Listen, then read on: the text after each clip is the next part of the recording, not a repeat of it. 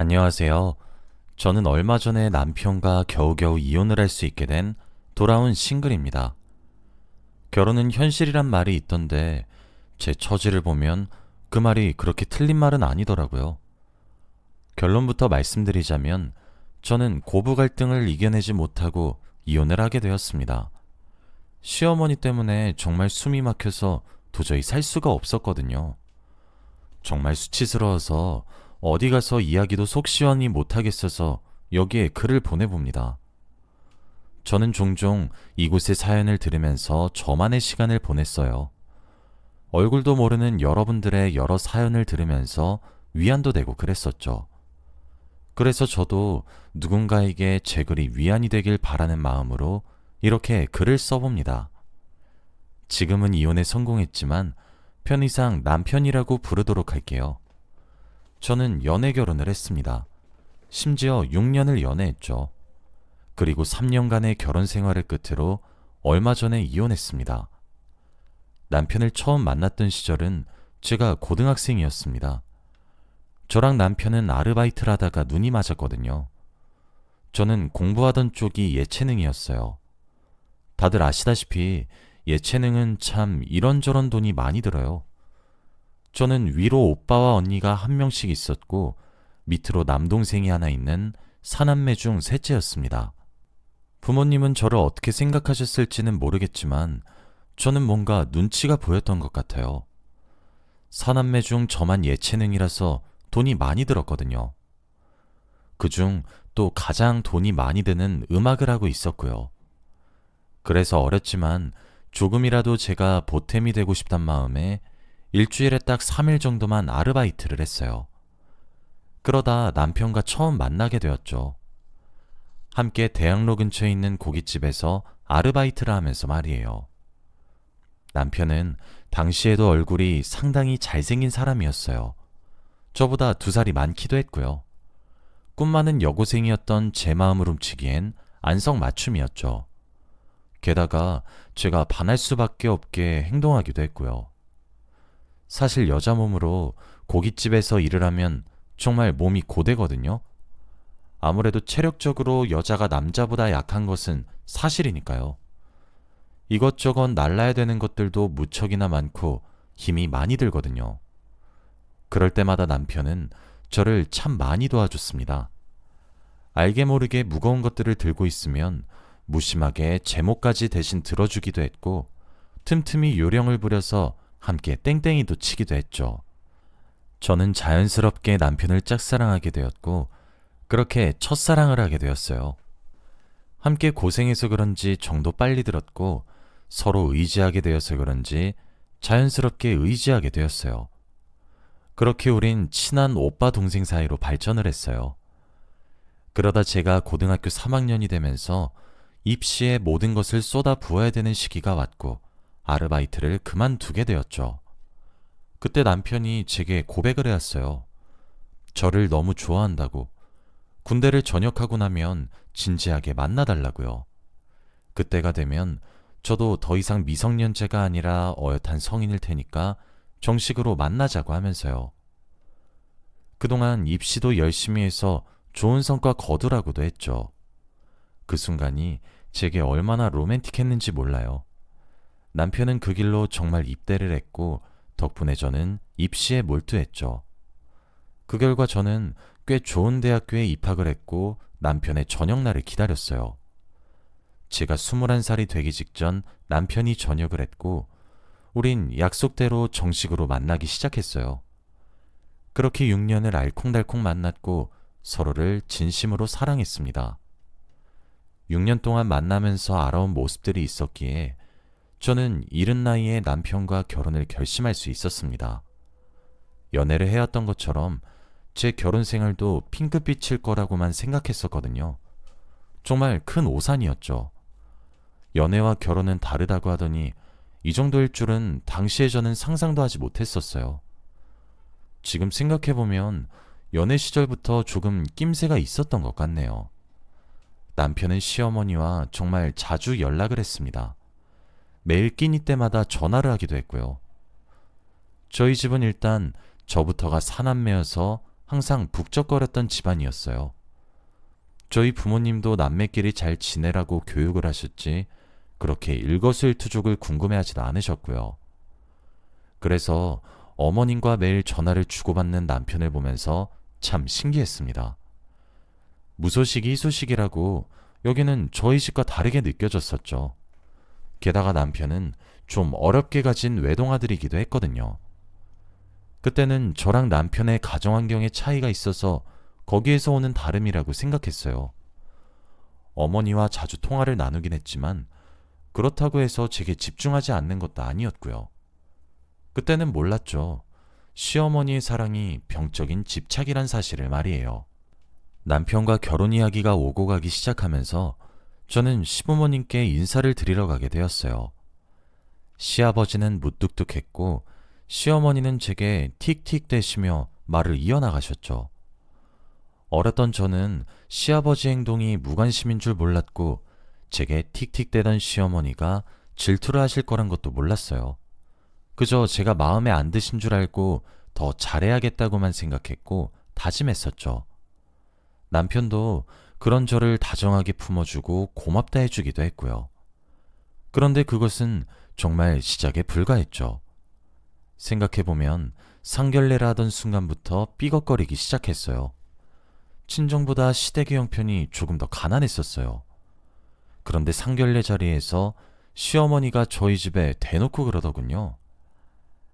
여자가 결혼할 때 많이 해온다고 해서 남편을 우습게 보는 일은 없으셔야 합니다. 그 말에 저희 온 가족은 얼굴을 굳혔었죠. 그 이외에도 정말 무례함이 느껴지는 막말들이 참 많았습니다. 그래서 하나를 보면 열을 알겠다며 저희 친정에서는 제 결혼을 거세게 반대했어요. 하지만 자식 이기는 부모 없다고 남편을 너무 사랑하는 제 고집을 부모님은 끝내 꺾지 못하셨죠. 그렇게 남편과 우여곡절 끝에 결혼을 하게 되었어요. 하지만 결혼 이후 저는 점점 괴로워져만 갔습니다. 연애 시절에 제가 무언가를 하자고 하면 남편은 그게 무엇이든지 좋다고 하며 함께 했었어요. 무언가를 결정할 때에도 제 의견을 존중했었죠. 하다못해 그날 점심으로 뭘 먹을지까지도 말이에요. 전 그래서 남편이 저를 너무 사랑한 나머지 제게 많은 배려를 해준다고 생각했었어요. 조금 우유부단하고 딱히 엄청나게 호불호를 가리지 않는 성격이라서 제게 잘 맞춰주는 건가 했었죠. 게다가 저는 좀 불같은 부분이 있었는데 남편과 함께 하니까 조금 중화되는 것 같아서 좋았어요. 하지만 사실을 알고 보니 시어머니가 결정해주지 않으면 남편은 아무것도 못하는 사람이더라고요. 시어머니가 하라는 대로만 하면서 자랐던 거였어요. 저와 만나면서도 그날 입을 옷부터 시작해서 모든 것을 시어머니의 손에 맡긴 것은 물론 우리가 연애 시절부터 있었던 사소한 일부터 커다란 일까지 전부 상의했더라고요. 이게 왜 문제가 되었냐면요. 남편이 저와 결혼을 한 이후에도 시어머니에게 모든 것을 맡기기 시작했기 때문이에요. 그게 뭔지를 떠나서 정말 하나부터 열까지 모든 것을 시어머니에게 물어봤고 시어머니의 결정을 따라야 했으며 시어머니가 반대하면 애초에 시도조차 하지 않으려고 하더군요. 제가 남편에게 질문을 해도 남편이 시어머니에게 답변을 들어올 때까지 기다려야 했어요. 남편에게 그러지 말라고 의견을 내보라고 달래도 보고 윽박도 질러봤는데 이게 잘못된 것이라는 인지조차 못하더라고요. 남편과 사는 건지 시어머니와 사는 건지 정말 너무 고달팠습니다. 그래도 저는 진심으로 남편을 사랑했기에 견디려고 노력을 했었어요. 하지만 도가 지나치는 시어머니 행동에 결국 제가 항복을 하고 만 거였죠. 제가 결혼 생활을 하며 알게 된 것은 남편이 마마보이인 것은 문제가 되지 않는다는 거였어요. 남편이 시어머님의 말을 듣는 마마보이 같은 모습은 차라리 다행일 정도였습니다. 문제는 시어머니였거든요. 시어머니가 하나 있는 아들만 너무 아끼는 것이었다면 제가 시댁과 거리를 뒀든가 없든가 무슨 수를 내서라도 두 사람의 교류를 막거나 해결을 하려고 했을 것 같아요. 그런데 그럴 수가 없더라고요. 왜냐하면 제 남편이 시어머니의 말을 믿듯이 시어머니는 어떤 한 무당에게 의지를 하고 있었기 때문입니다. 그 무당과 집안의 대소사를 정말 하나부터 열까지 다 상의하고 있었어요. 제가 이 사실을 알게 된 이유는 시어머니가 직접 제게 그 무당을 소개시켰기 때문입니다. 결혼하고 1년 정도가 되던 어느 날 시어머니께서 저를 끌고 어딘가로 향했어요. 그곳은 그 문제의 무당이 차린 신당이었습니다. 다짜고짜 저를 그곳에 데려가더니 갑자기 제사를 올려야 한다고 하시더군요. 가타부타 설명 하나 없이 저를 데려온 것이 당황했는데 그 장소도 신당이라니 어이가 없죠. 그런 저를 근처에서 빤히 지켜만 보기만 하던 무당이 엥, 저렇게 키가 세서야? 아휴 하며 고개를 절레절레 젓는 순간 제 뺨이 뜨겁게 달아오르더라고요. 시어머니는 무당이 한숨을 쉬었단 것에 화가 나서 제 뺨을 한 대 후려치고 고분고분 말을 들으라고 윽박을 질렀으며 그것도 모자라서 무당에게 재빠르게 달려간 뒤 제발 기도를 올려달라고 울부짖듯 사정을 하는데 귀가 막히더라고요. 물론 저도 가만히 있진 않았어요. 시어머니께 다가가 정신 차리라고 화도 냈고 이딴 거 절대 하지 않겠다고 혼자 산을 내려갔어요. 그리고 그 사건을 계기로 저와 시어머니의 관계는 점점 극에 치닫기 시작했죠. 그도 그럴 게 제게 시어머니는 그런 행동을 한 것에 대해 사과하기는커녕 오히려 제가 제사를 거부해서 아들에게 찾아올 불행을 막지 못했다고 하면서 원망만 하셨거든요. 세상에 제사를 지내서 불행을 막을 수 있다면 누가 제사를 안 지내겠습니까? 정말 말 같지도 않은 논리를 펼치는데 시어머니 두 눈이 미친 사람의 그것과 다를 바 없더군요. 그뿐만이 아니었습니다. 제가 제사를 거부하고 도망친 그날 이후부터 시어머니는 이전보다 더 심각하게 사사건건 간섭하기 시작했어요. 예를 들어 이야기해보면 간단한 살림살이부터 부부간 개인적인 문제까지 가리지 않으셨죠. 시어머니를 무당에게 떼어놓지를 못하니 저라도 신랑을 시어머니에게서 떼어놔야겠다고 생각했고 이사하자고 남편에게 얘기를 꺼냈습니다. 그리고 이사 이야기를 꺼낸 당일 밤에 느닷없이 찾아온 시어머니의 손에 전 뺨을 또 얻어맞았죠. 도대체 어디서부터 어긋나기 시작한 것인지 당최 알 수가 없었어요. 남편이 너무 맹목적으로 시어머니를 의지하고 있어서 그런지 그 소나기를 탈출하는 것도 어렵더군요. 저는 차근차근 계획을 짜기 시작했습니다. 저는 그때도 남편을 너무 사랑하고 있었어요. 그래서 그런지 남편이 도저히 포기가 되지 않았어요. 제가 조금 시간을 가지고 천천히 남편을 빼내오면 되겠다 싶었죠. 그러다가 아주 갑작스럽게 저희 부부에게 아이가 찾아오게 되었어요. 제가 임신을 하니까 남편에게 책임감이 생기기 시작한 탓인지 남편이 점차 줏대를 가지기 시작했죠. 시어머니의 간섭으로부터 저와 아이를 보호하기 시작한 거였어요. 그런데 그런 남편의 변화를 시어머니는 당연히 달갑게 여기지 않았습니다. 뱃속의 아이의 성별을 알 수 있는 시간이 왔을 때 제 뱃속의 아이가 공주님이란 사실을 알았어요. 그 소식을 듣고는 시어머니가 저희 부부를 이간질하더군요. 너희 부부 사이에 딸이 들어설 운수가 보이지 않는다고 하더구나. 도대체 누구 애를 임신해서 우리 아들 내라고 속이는 거야? 저는 헛소리 좀 그만하라며 시어머니에게 맞섰으나 남편은 그 말에 흔들렸더군요. 제가 남편을 제외하고 어딜 가서 누구를 만났겠어요. 그렇게 간단한 문제였는데 남편은 시어머니의 계획에 넘어가고 말았습니다. 맞다 아니다 서로 결백을 주장하면서 전 임신 막바지에 접어들었어요. 아마 결혼한 지 얼추 2년이 끝나고 3년을 바라보던 때였던 것 같아요. 그날은 제 언니가 임신하느라 고생했다며 저와 오랜만에 데이트를 하고 있었습니다. 그런데 갑자기 언니가 사색이 되더니 정말 눈에 띄게 말을 돌리고 원래 가려던 곳을 가지 않으려고 하더군요. 뭔가 본능적으로 이건 피하면 안 되겠다는 생각이 들었고 저는 언니의 만류를 뿌리치고 언니가 제게 무엇을 숨기려고 했는지 제 두 눈으로 직접 목격하게 되었어요. 그곳에는 제 남편과 시어머니가 낯선 여자와 그 부모님과 마주보고 차를 마시고 있었습니다. 마치 상견례처럼 말이에요. 저는 두 사람이 눈치채지 못하게 살금살금 그쪽으로 다가가서 대화를 엿듣기 시작했습니다. 아이고, 우리 아들이 어찌나 순진한지. 마누라가 외도란 것도 못 알아채더군요. 어휴, 어찌나 드센 여자였던지. 겨우 이혼했다니까요. 사부인, 아드님께서 이혼했단 말은 들었지만 그런 이유일 줄은 몰랐습니다. 아니에요, 사부인. 그런 말씀하지 마세요. 대체 왜 제 시어머니가 남편을 두고 마누라가 외도를 했다고 했는지 이해할 수 없었고, 그 말에 남편이 묵묵부답인 것도 이해할 수 없었어요. 그리고 무엇보다 왜 양쪽 어머님들의 호칭이 쌍방으로 사부인인지도 알 길이 없었죠.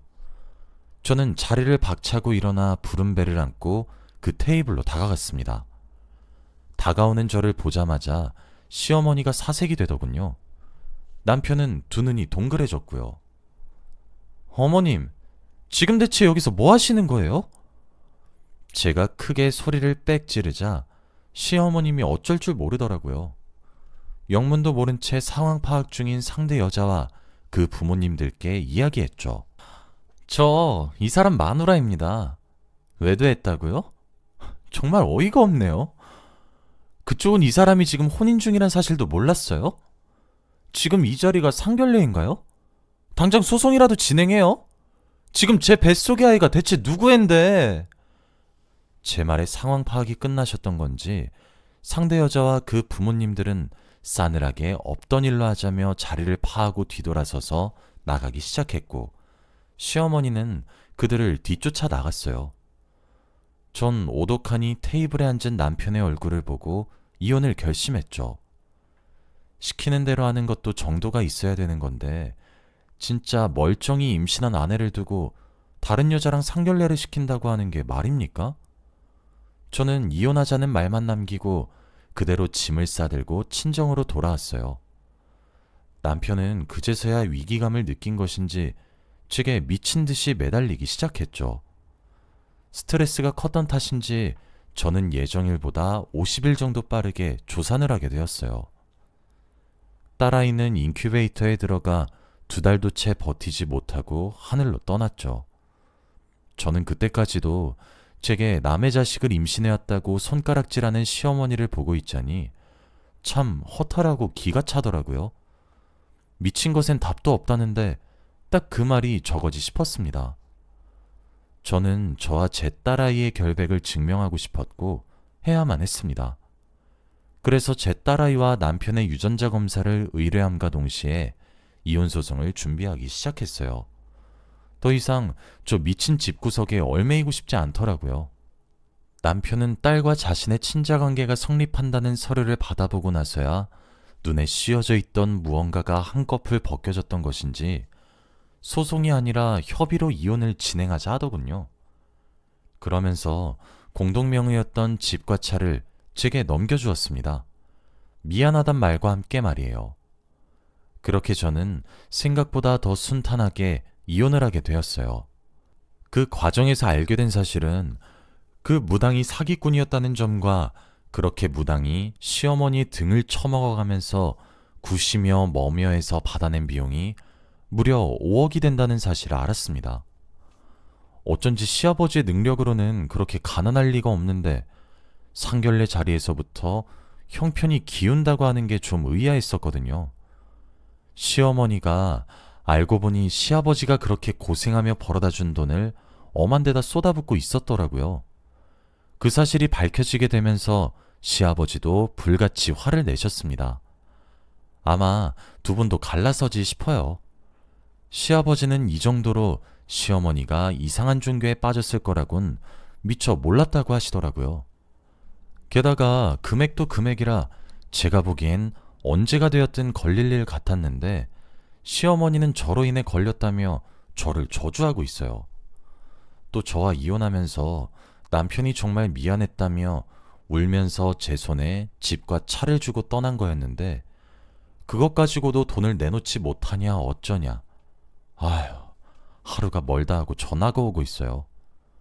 시어머니는 본인 때문에 제가 아이를 잃은 것도 이해하지 못하는 것 같습니다. 정말 저는 하늘에 대해 맹세할 수 있을 정도로 남편이란 사람을 미친 듯이 사랑했었습니다. 하지만 그 남자만큼은 제가 아니더라도 다른 여자도 만나지 말고 재혼은 상상치도 않았으면 좋겠네요.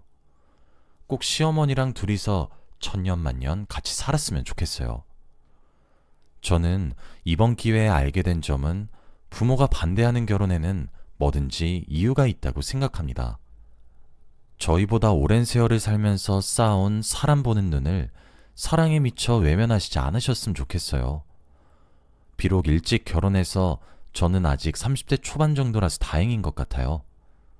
이제 앞으로 제게 주어진 미래는 한결 편하고 아름다운 미래만 남겨져 있길 바라며 이만 글을 마칩니다.